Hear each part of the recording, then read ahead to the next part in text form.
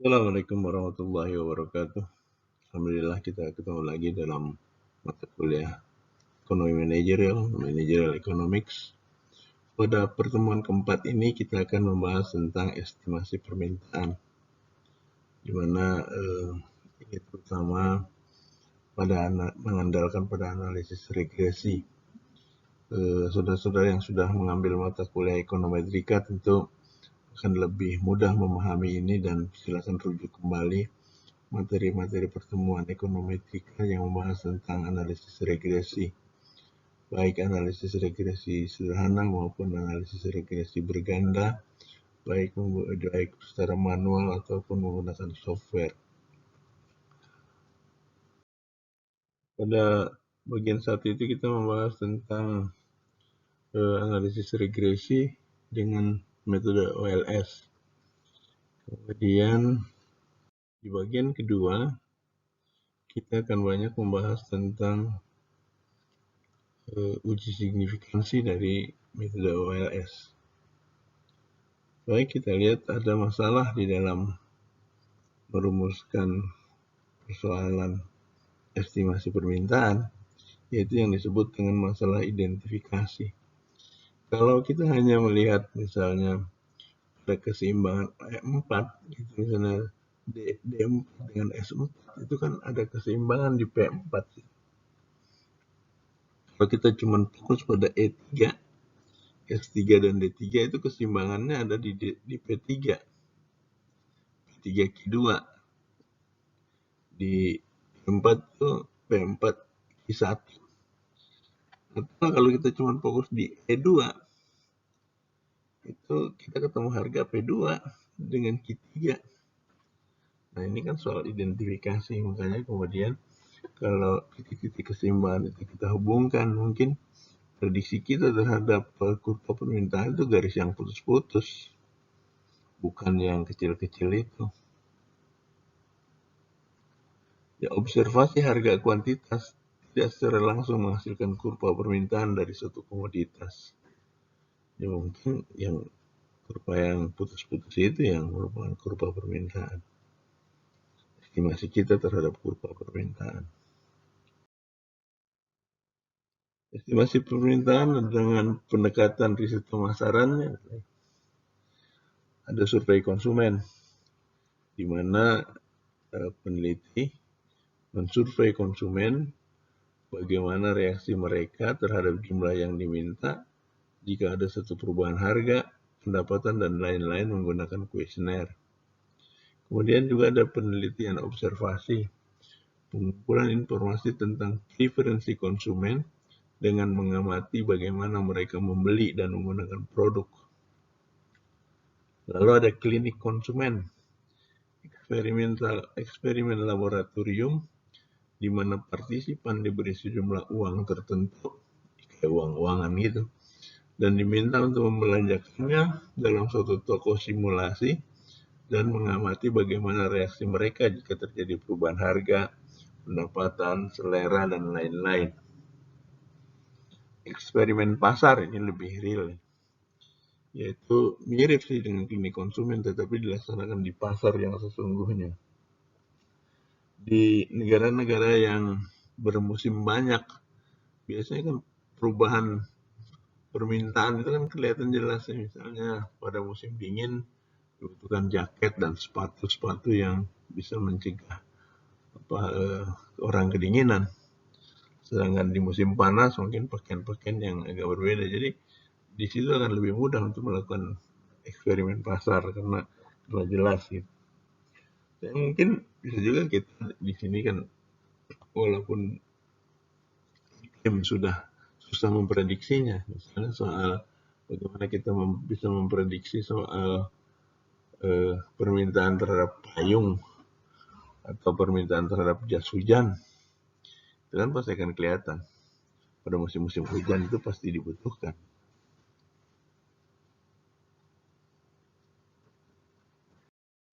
Cara yang paling lazim untuk melakukan estimasi permintaan adalah menggunakan analisis regresi.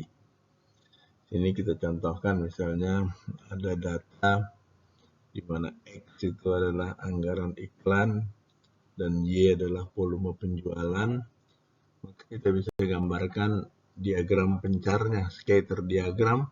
Nah, ini kan akan kelihatan nih. Ini garisnya linear apa tidak linear. Kalau lihat dari diagram pencar ini kan kecenderungannya linear. Makin besar anggaran iklan, makin banyak penerimaan dari penjualan. Penjualannya makin besar. Ini ditarik garis regresi seperti ini sehingga ini bisa digunakan untuk melakukan estimasi terhadap permintaan. Jadi ada persamaan regresi di mana Y sama dengan A plus BX. A itu adalah intercept, perpotongan garis, bisa di sumbu Y, bisa di sumbu X, tergantung. Dan BX. BX-nya B-nya adalah koefisien regresi, X-nya adalah X-nya. Y sama dengan X-nya, jadi X-nya adalah variabel bebasnya X.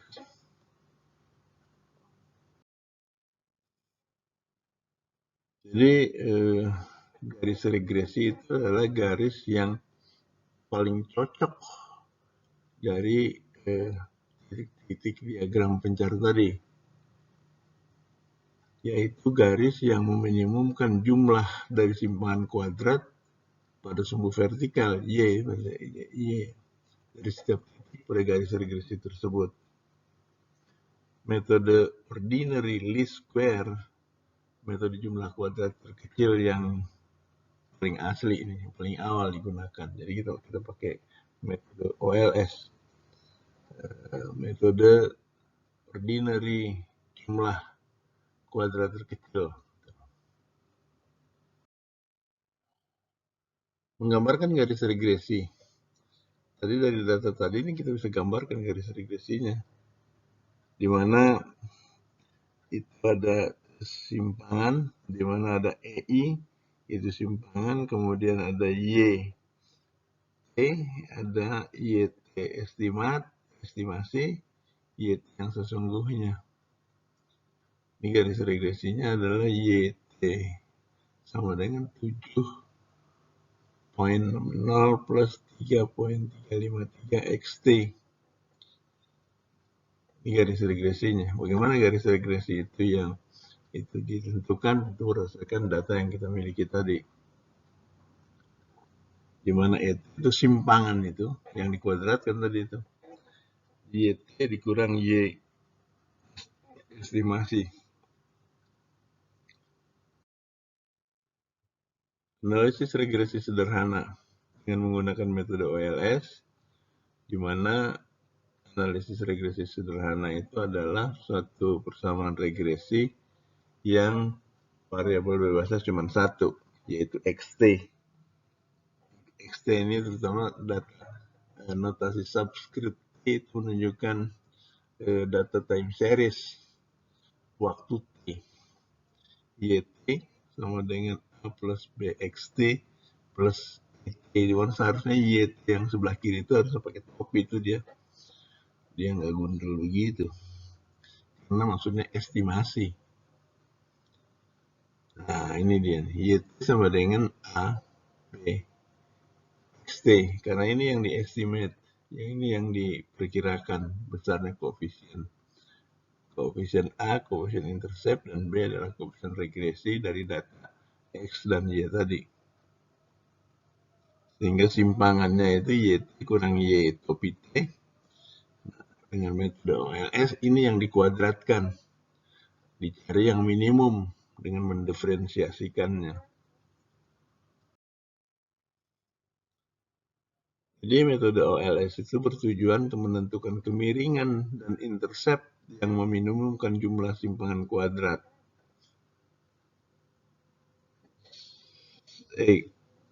E kuadrat sigma X kuadrat sama dengan sigma YT kurang Y topi dikuadratkan.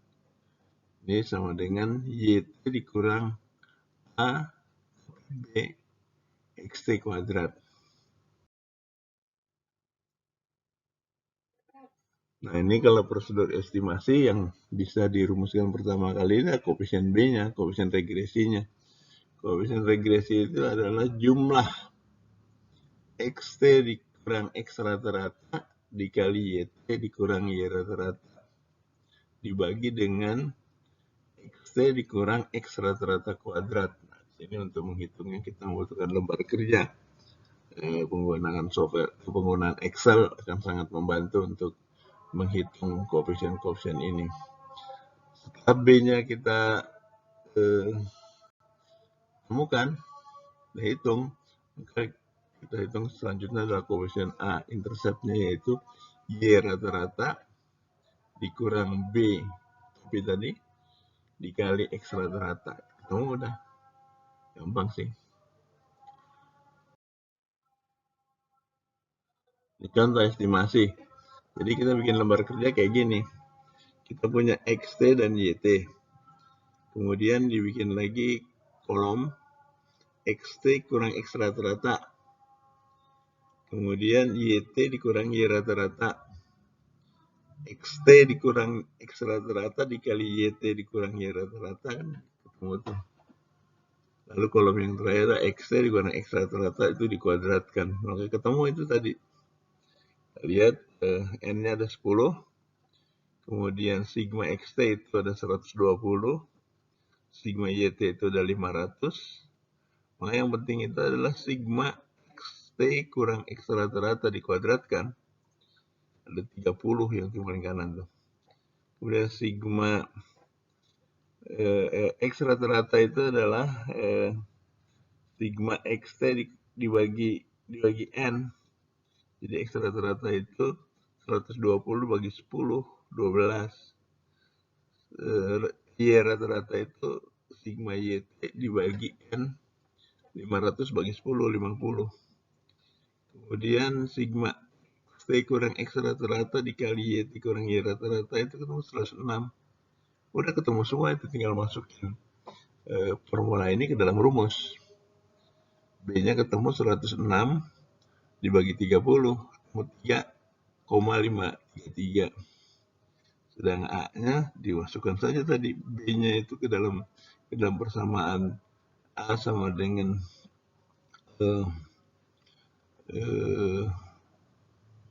apa tadi 50 apa tadi? Y rata-rata dikurang B dikali X rata-rata. Kita butuh 7,60. Nah, gitu. Ini kan cara manual, maksudnya untuk bisa memberikan pemahaman kita bagaimana itu dihitung. Ini tadi udah sama nih tadi. Cuman bagaimana itu aja ketemu angkanya. Ini dari angka dari lembar kerja tadi kita contohkan seperti itu. Jadi gampang ya. Itu saja gampang.